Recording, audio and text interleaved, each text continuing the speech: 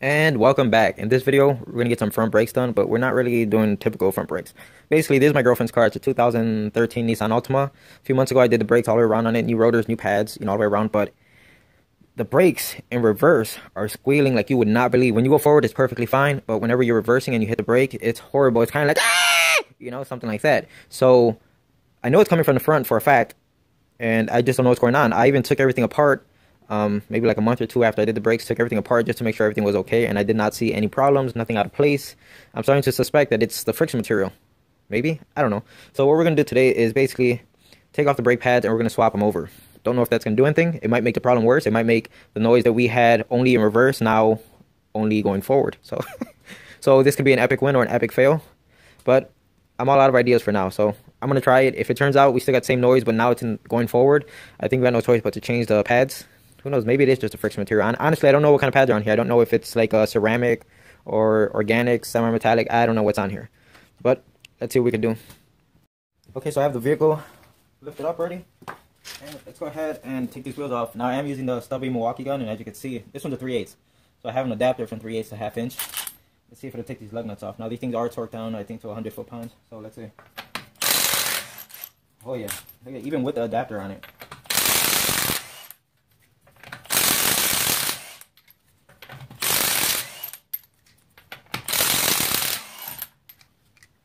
There you go. As you can see, the rotors look like they're in perfect condition. I was not lying when I said I just did them not so long ago. That's a nice rotor. I like your rotor. Yeah, that's a reference to the movie Shrek. Don't judge me, okay? Got kids in the house, alright? So I see that thing like 6 times a day. Okay, so I'm not going to pull the rotor off, but let's try to get a look behind here. You can see the rotor itself, even from the backside, looks perfect. So there's no scratching or anything going on. There's nothing rubbing on the rotor from either side. Yet we still have this horrible noise only in reverse. Yeah, this impact, I love this thing. It's so compact, it really fits into tight places, and it just has a lot of power for its size.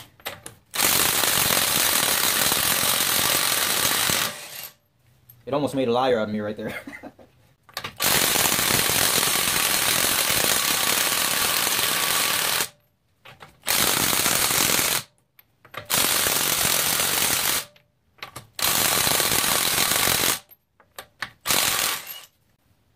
I know what's going on here.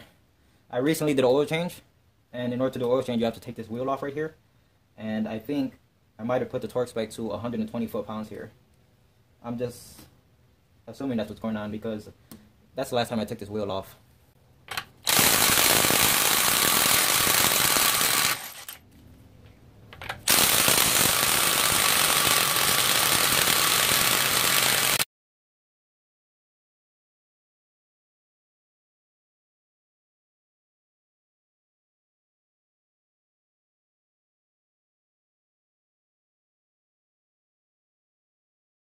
Now just to see if I was right about me tightening down that front wheel, the front right side, to 120 foot-pounds because of the oil change I just did.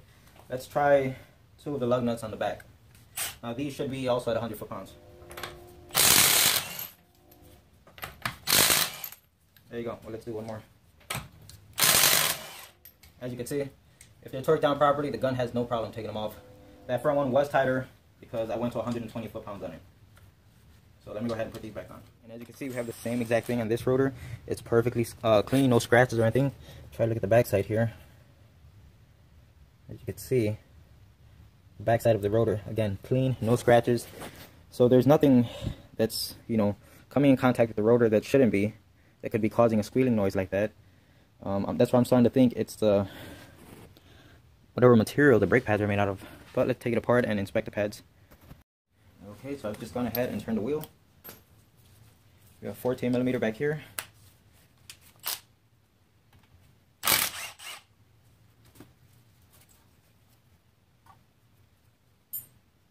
And just like I said, the pads look pretty good.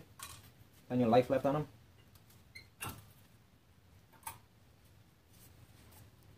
And to be honest, this is the side that I'm suspecting, which is the right side, that I'm suspecting has a noise, because I could just hear it coming from this side, much louder.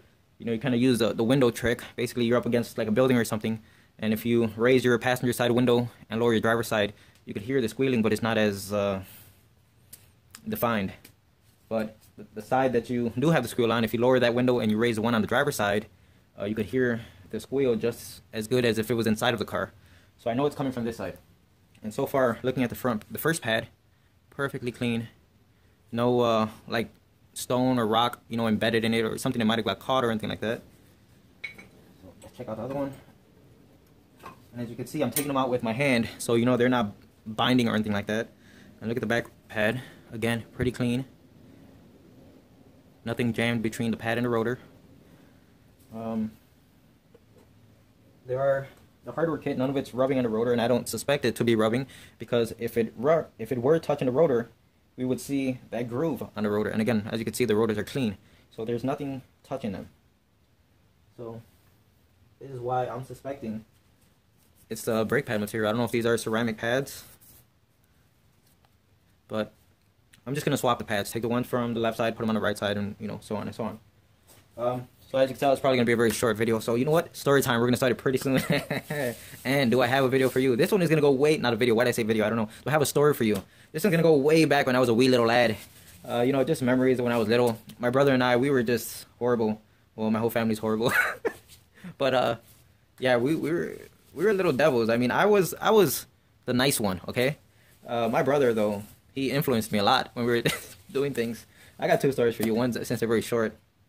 I remember, as far as back as I can remember, there was like an abandoned house next to our house. Yeah, we grew up poor, okay? So anyways, we were inside of the house, right? The house was all like messed up and shit. And we come outside the house, and then we see like a cat, like a stranded stray cat, right? And so my brother and I get the idea to like start throwing rocks at it, and I know we're horrible, but you know, we grab sticks and we're trying to, you know, chase the cat, and it runs into like a crack in the side of the house, okay? So like the wood's all messed up, and it like runs in there, and it's like, it's in a corner, like dead end. It can't go anywhere. So if you were to look inside that crack, you can see the cat right there, like its face, because it has nowhere else to run. So, you know, my brother grabs his stick and he starts poking at the cat, and you know, the cat is trying to defend itself, just like screaming like crazy. And then the cat actually decides to jump out of the hole, you know, to defend itself, and practically claw at us. So what do? Like little chickens, we run away. So let's just say this is the house we were in. There's a house that we're messing with the cat, right? Between the two houses was one of those like chain fences. I don't know if it's considered a fence. Yeah, I guess so. So anyway, one of those chain fences is probably like 4 feet high, right? You could, if you're running fast enough, you could hop over it. Okay. So this is the fence. Me, the chicken I am, start running from the cat, and I decide to take the long way around. So I go all the way around the fence to try to get to our house, right? My brother, on the other hand, he runs this way. He tries to jump over the fence, but guess what happens? Instant karma. His shoestrings gets caught on the top of the fence as he goes to hop off of it. So you can imagine what happened. His shoestring got caught, and as he leaped off, he just kind of like this, boom. So he comes head first to the concrete. He hit his forehead right on the concrete. He was bleeding like crazy. Okay, nothing serious happened to him, but there was just blood everywhere. My mom comes out and like starts panicking, and I got my butt whooped because I'm the older one, you know. So I always got blamed for everything. That's just how things went when we were little. Yeah, I always got blamed for everything. It didn't matter if I did it, he did it. That's just how it went down. Okay, let me get something to clean this up while we're in here. Okay, so I'm just gonna go ahead and spray this stuff down with some brake parts cleaner, just to kind of clean off any debris and things like that. I got my face as far back as I can because I'm not wearing any glasses right now, even though I should. Don't ask me how brake parts cleaner in your eye feels. Okay, so we'll let that just go ahead and dry up, and let's go on the other side of the vehicle and remove the pads on that side. Okay, so the other story I have is, we're a little bit older at this point, okay? But still young and stupid. It's one story, but it's just like two different occasions. And this is, keep in mind, this...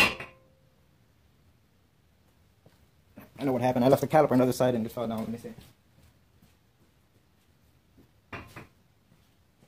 Yep, nothing happened. It was just how I left the caliper up. It just kind of fell down.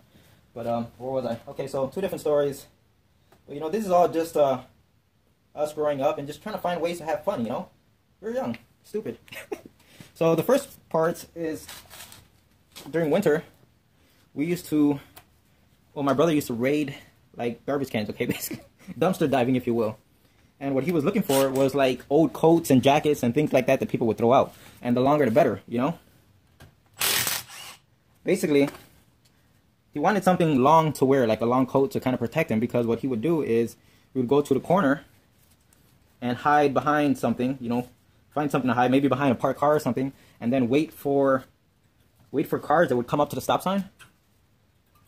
And while they're waiting at the stop sign, he'll sneak behind their car, you know, like try to stay crouching so they don't see them in like their side mirrors or something. And at this point, he has on the big coat that he like pulled out the garbage, right? And it wasn't only just him or us. It like all like the neighborhood kids would just kind of all do the same thing. It just became like a winter sport for us, you know, for all the kids in our block. And what he would do, and what they would all do, is go behind the car while it's at the stop sign, and they would hang on the rear bumper. Okay, so once the car started going, now the car is pulling them, and they're sliding on their backs in the snow, and it's just pulling them, you know. And you don't really feel anything because the road's like covered in like, you know, flattened out snow and slush or whatever. And sure, you're probably getting wet or things like that, but it was a lot of fun. And sure, it was like 100% dangerous, you know, but there was times where like the car would make a left turn or a right turn. So at that point, you just let go of the bumper and you just keep on sliding. I remember one of our friends, the car stopped like abruptly because they noticed someone was behind their car doing something. And my friend practically slid underneath the car as the car stopped. It was crazy. You know, at that point, you just get up and everyone runs off laughing, you know. But, yeah, so we got the pads off on this side. And they look perfect. I don't see, again, there's nothing embedded in it. There's no rock or stone or anything like that. Just, you know, jammed between the rotor and the pad. So, same exact method. Just going to go ahead and brake part, clean this stuff. And put these pads over there and blah, blah, blah, like I mentioned earlier. And the other final story that I have is, again, us trying to have fun. What we would do is we would stay up late and then we'd go in the alley. Okay, so we're in Chicago. Okay, so we have alleys here. And we grab our fishing pole. Yeah, I know this is going somewhere good. Let me get some safety glasses. Hold on. Okay, so I got my glasses on. What was that? Oh yeah, so we would grab our fishing poles and we would grab the biggest hook we could find. You ever seen those fishing hooks that have like 3 prongs on them? I don't know what they're called. I'm not much of a fisher, but it's just like yeah, 3-pronged hook. You know, just like meant for like snagging, I guess. But we'd grab a fishing pole and we would put peanut butter on the fishing hook. We just like jam-pack that hook with peanut butter, okay? And then we'd go in the alley at night. And now the alleys have lights, okay? We have, you know, the light poles and everything, so there's plenty of light inside of the alley. And we'd sit on one of the garbage cans, okay? And we just throw the hook out there as if we were fishing in water. And there's so much light in the alley from the street lamps that your fishing hook will land right there, like in the center of the alley. And you just wait a few minutes, and you'll see the rats come out from wherever the heck they're hiding at, and you see them eating the bait off of the hook. At that point, it's like snagging fish, just whack, you know? And chances are, with a hook like that, with a 3-prong hook, you're going to snag a rat. And it is crazy. If you've never seen a rat get snagged by a fishing hook, and it's snagged, it's not getting off of there. It is the craziest thing ever. It's so freaking scary, but it was fun. It's what we did to have fun. And then I remember one night, we had a rat, and my brother, he's ruthless. He's the evil one, like I said. We had this one rat that was stuck on a hook, and what he do? He starts swinging it around, just like hitting it against, you know, like garbage cans and things like that. And sorry, but you know, all you animal lovers out there, it's a rat, even though I know it's still an animal. I'm just telling a story. I don't go doing this to rats or anything like that. So sorry for some people. I don't want to get all your hate comments. But yeah, that's what we did. And then I remember one time he grabbed a rat that was still attached to the hook. He's swinging it around, and a car is driving by. You know, stops at the corner. Our brother just flings a rat, you know, and it goes and it just hits a car, like boom. We just all run at that point. Everyone runs off laughing. The driver gets out their car because they don't know what the heck just hit their car, and then they just see a rat right there just snagged on a hook, you know, going crazy. I mean, it's just, we did some crazy things. I mean, like catching garages on fire, busting windows in new houses that were just being built. My childhood was crazy. We did anything we could to have fun. I mean, I remember my cousin, you know, finger broke or cut right off. My sister did that one. I don't want to talk about this anymore. Okay, so the left side is all put back together. We're just going to go ahead and slap these pads on this side. I'm going to have to compress the piston just a little bit.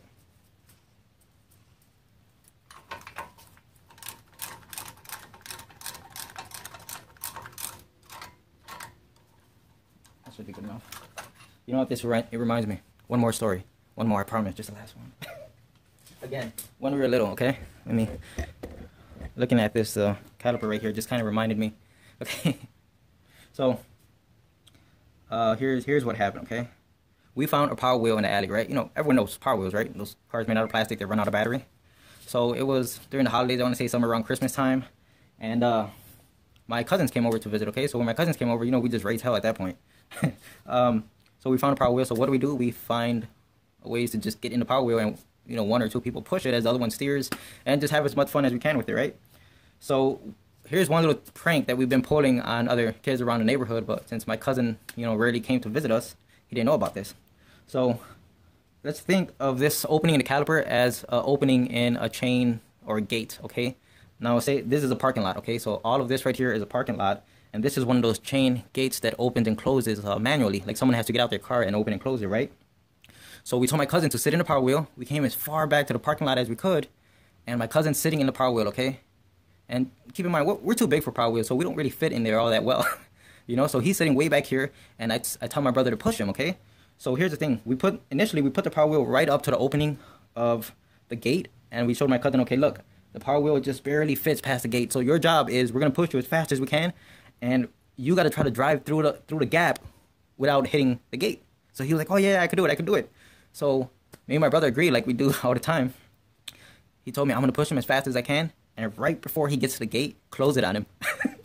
So my brother's pushing him, right, like a bat out of hell. And he's coming, and right when he gets to the front, I close the gate on him. My cousin hits the gate dead on. The whole power wheel flips. He comes face first to the gate. It was the funniest thing we ever seen in our lives. We were just laughing. My cousin gets up crying like you would not believe, just starts sprinting home to go cry to his mom. And we're laughing, but we know we're going to get our butts kicked once we get home. All right, no more stories, okay? So let's go ahead and put these pads back on. And I don't think you need to see me put pads on. Now, keep in mind, these are the pads that were originally on the other side of the car. See, I was not lying in one of my previous videos that I said, when I start talking, I don't work. I'm not a great multitasker. I really just completely stop what I'm doing to talk. And it's really, you know, one of my negatives. All right, I'm just going to go ahead and put this back together. And then I'll turn the camera back on later. Okay, so I've already tightened the lug nuts on the front wheels. I'm just going to do the ones that I removed on the rear wheel. Now don't worry, I did put everything back to 100 foot-pounds where it should be. And I also took the opportunity while the front brakes were apart to kind of re-grease everything, you know, check the slide pins and all that stuff. So, but that's it for this one. So I hope you enjoyed the video. I hope you enjoyed the stories. And like always, thanks for watching.